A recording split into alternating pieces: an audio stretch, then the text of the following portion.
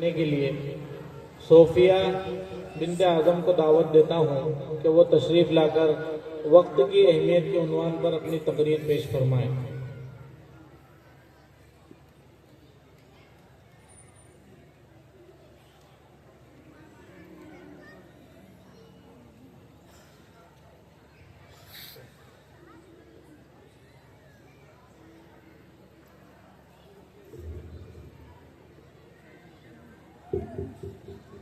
السلام علیکم ورحمۃ اللہ وبرکاتہ۔ الحمد للہ وحدہ والصلاة والسلام علی من لا نبی بعدہ، اما بعد۔ معزز سامعین کرام اور میری پیاری بہنوں، وقت کی قدر کیجیے، کیونکہ وقت دولت ہے، وقت زندگی ہے، وقت زمانے کی روح ہے، وقت تیز بہنے والا دریا ہے، وقت سیال سونا ہے، وقت سیف قاطع ہے، وقت علم ہے، وقت عمل ہے، وقت ہستی کا تانا بانا ہے، وقت شام و سحر ہے۔ دنیا کی ہر چیز ضائع ہونے کے بعد دوبارہ مل سکتی ہے، گمشدہ دولت کا حصول دوبارہ ممکن ہے، زمین بوس مکان دوبارہ بنایا جا سکتا ہے، خزاں رسیدہ گلشن دوبارہ لگایا جا سکتا ہے، لیکن ضائع شدہ وقت کا حصول دوبارہ ناممکن ہے، اور یہ چیزیں بھی تب ہی مل سکتی ہے جب وقت ہوگا۔ اگر وقت ہی نہ رہا تو یہ تمام چیزیں بھی ہاتھ نہ آ سکیں گی۔ اسی لیے تو شاعر نے کہا، ہو رہی ہے زندگی مثل برف کم، ہو رہی ہے زندگی مثل برف کم، رفتہ رفتہ چپکے چپکے دم بدم۔ وقت کڑکڑاتی دھوپ میں رکھی ہوئی برف کی سیل ہے، جس سے آپ نے فائدہ اٹھا لیا تو کبھی ہے، ورنہ وہ تو پگھل ہی جائے گی۔ وقت وہ خشک لکڑی ہے جسے آگ دکھائی جا چکی ہو، اگر آپ اس کی حرارت کو کام میں لے آئے تو بہت اچھا، ورنہ وہ تو جل ہی جائے گی۔ وقت دریا کا بہتا ہوا پانی ہے، اگر آپ نے اس کی موجوں سے توانائی حاصل کر لی تو بہت بہتر، ورنہ وہ تو بہہ ہی جائے گا۔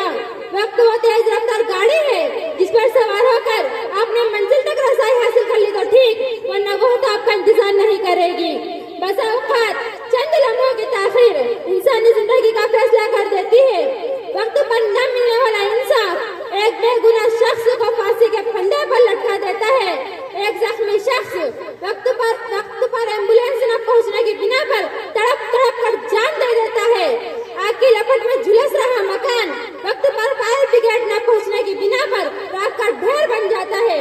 یہ صرف افراد کا معاملہ نہیں، بلکہ جب قومیں اپنا وقت ضائع کرتی ہے تو انہیں سال ہر سال اس کی سزا بھگتنی پڑتی ہے۔ تاریخ نے قوموں کے وہ دور بھی دیکھے ہیں، تاریخ نے قوموں کے وہ دور بھی دیکھے ہیں، لمحوں نے خطا کی تھی صدیوں نے سزا پائی۔ جو قومیں وقت کا صحیح استعمال کرنا جانتی ہے وہ صحراؤں کو گلشن میں تبدیل کر سکتی ہے، وہ ویرانوں کو آبادیوں میں بدل سکتی ہے، وہ دریاؤں کو رخ بدلنے پر مجبور کر سکتی ہے، وہ ستاروں پر کمندیں ڈال سکتی ہے، وہ فضاؤں پر قبضہ جما سکتی ہے، وہ پہاڑوں کے جگر پاش کر سکتی ہے، وہ زمانے کی ذمہ میں قیادت سنبھال سکتی ہے۔ لیکن جو قومیں وقت کو ضائع کرتی ہے وقت انہیں ضائع کر دیتا ہے۔ ایسی قومیں غلامی کی زندگی بسر کرنے پر مجبور ہو جاتی ہے، وہ دین دنیا دونوں اعتبار سے خسارے میں رہتی ہے۔ لیکن افسوس کی ہمیں اس کا کوئی افسوس نہیں، ہم اپنی غفلت اور بیکاریوں کو ہمیشہ کل کا سہارا دیتے رہے، لیکن اس کل کو آج بننا نصیب نہیں ہوتا۔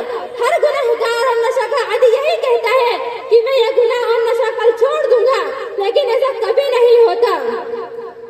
اسلام اپنے پیروکاروں کو آج کا کام آج ہی کرنے کا عادی بنانا چاہتا ہے، اور آج کو کل پر ڈالنا اسے گوارا نہیں۔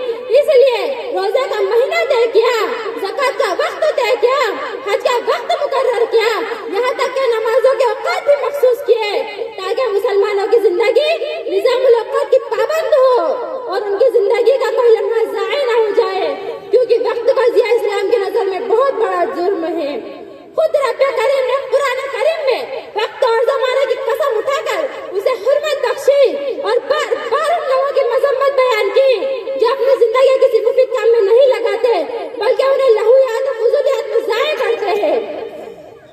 ہمارے اسلاف نے وقت کے صحیح استعمال سے علوم و فنون کے جو روشن مینار تعمیر کیے تھے وہ ہم نے اپنی غفلت اور کاہلی سے زمین بوس کر دیے ہیں۔ چنانچہ آج ہم اور شعبے میں پیچھے ہیں، اخلاق میں ہم پیچھے